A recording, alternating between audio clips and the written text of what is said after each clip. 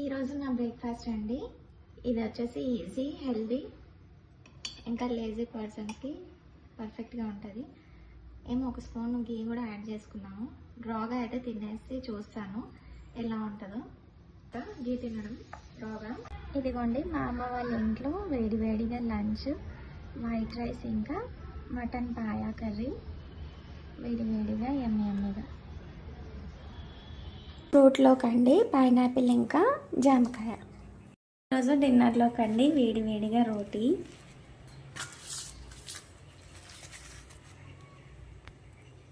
వచ్చేసి mutton gravy అండి.